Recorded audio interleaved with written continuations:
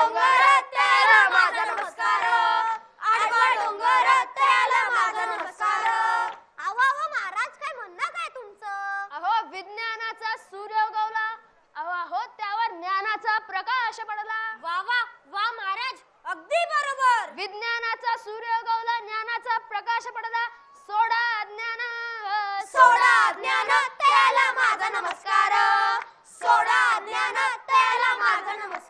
गा गा गा गा गा गा. विंचू चावला, काय मी करू? विंचू चावला, कुणाला सांगू? विंचू चावला, कसं मी करू? विंचू चावला, विंचू चावला, विंचू चावला, विंचू चावला. हो. अहो अहो महाराज, काय झालं काय ओरडायला? अहो अज्ञानाचा विंचू चावला, अहो अहो अज्ञानाचा विंचू चावला. अरे बापरे, मग काय करायचं? मग तमा भविष्यात अंधार झाला, अंधश्रद्धा व गुण वाढला. आगा गा गा गा. विंचू चावला, काय मी करू? विंचू चावला, कुणाला सांगू? विंचू चावला, कसं मी करू? विंचू चावला, विंचू चावला, विंचू चावला, विंचू चावला. हो. या विंचवाला उतारा. अहो उतारा, बांधा धागा दोरा, धूप दीप उदबत्ती करा. अंधश्रद्धाला उतारा, घ्या शिक्षणाचा भारा, अज्ञानाला मागे सारा. आरा रा रा रा. अहो आरा रा रा नाही, आ गा गा गा गा.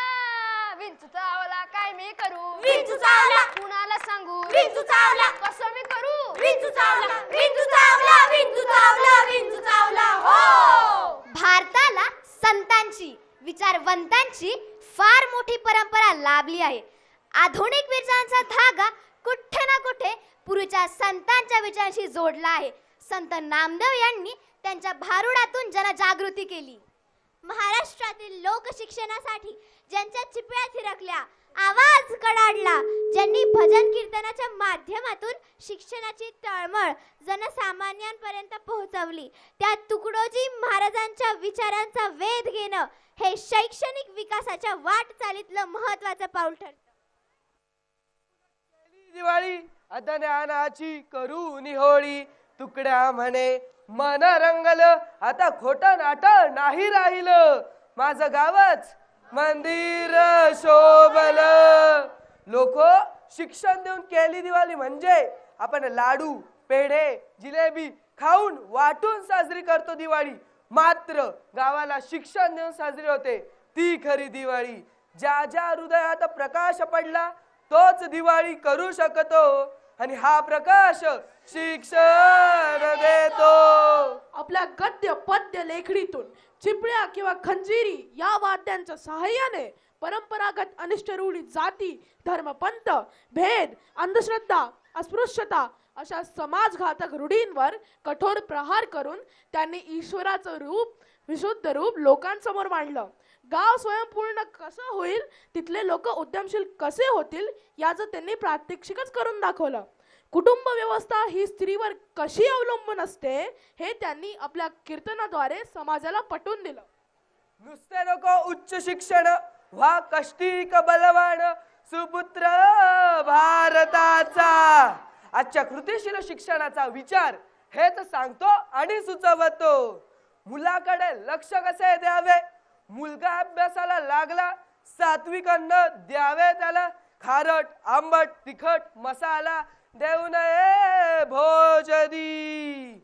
वेळेवर झोपवावे जागवावे, झोपता जागता नसावे स्पर्शणारे कुणी.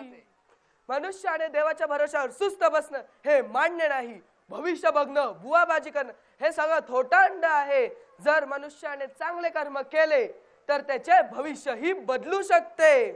जीवन विकासाचे शिक्षण गावीच असावे सर्वसंपन्न, आपुल्याची ग्रामरचनेचे योजन शोभवाया शिकवावे.